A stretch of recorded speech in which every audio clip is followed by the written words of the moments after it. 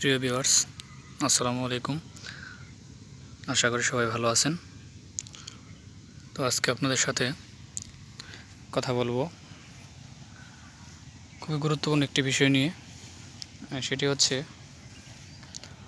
ধানের চারার বলন করা নিয়ে। তো বলনটা আসলে কি, এটা অনেকেই আসলে জানেন না। বলন করার কিছু সুবিধাও রয়েছে, আবার কিছু অসুবিধাও রয়েছে। প্রথমত আসি, বলনটা কি। বলনটা হচ্ছে বীজতলা থেকে যে চারাটা অন্য জমিতে স্থানান্তর করা হয় সেটাকে বলন বলা হয়। তো বলনের সুবিধাটা হচ্ছে যে জমিতে সবসময় পানি থাকে, অর্থাৎ নামা নিচু জমি, বিল, এই সমস্ত জমির জন্য হচ্ছে বলন প্রযোজ্য। কারণ যদি সরাসরি বীজ থেকে যে চারা হয় সে চারা যদি লাগাতে চান তাহলে দেখবেন পানি শুকাতে শুকাতে চারার বয়স বেশি হয়ে যাবে। সেক্ষেত্রে আপনি কাঙ্ক্ষিত ফলন পাবেন না। এই ক্ষেত্রে বলন প্রযোজ্য। কারণ যখনই আপনি বীজতলা থেকে চারাটা উঠিয়ে অন্য জমিতে স্থানান্তর করবেন তখন চারার বয়সের মধ্যে যে সময়টা সেটা কিন্তু ব্যালেন্সটা ঠিক থাকবে, সেটা দেখবেন আস্তে আস্তে বাড়বে এবং চারার বয়সটাও বেশি হবে। তখন সেটা আর চারা থাকলো না। যখন আস্তে আস্তে দিন যখন বাড়বে দেখবেন আপনার বলনটাও আস্তে আস্তে বাড়তেছে। পানি শুকানোর সাথে সাথে আপনি এই বলনের চারাটা মূল জমিতে রোপণ করতে পারেন।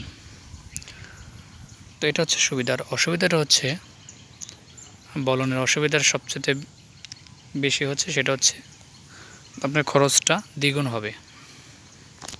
এটা হচ্ছে বলনের অসুবিধা। কারণ একবার আপনাকে বীজতলা তৈরি করতে হবে, সেখান থেকে আবার মূল জমিতে চাষবাস করতে হবে, সেখানে আবার ভাঙার পর ধানের মতো করে লাগাতে হবে, আবার সেখান থেকে আপনাকে তুলতে হবে, তারপরে আবার মূল জমিতে লাগাতে হবে। এই যে তোলা লাগানো, এর মধ্যে কিন্তু আপনার খরচটা দ্বিগুণ। কারণ দুইবার আপনাকে সেটা তুলতে হচ্ছে। তো এই কারণে উৎপাদন খরচটা আপনার বেশি পড়বে। তো এটা হচ্ছে বলনের অসুবিধা।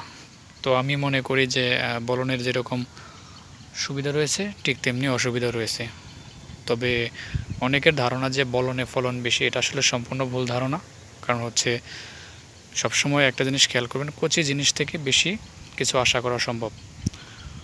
তো অনেকে আমার কাছে জানতে চেয়েছেন বলনের সুবিধা অসুবিধা সম্পর্কে।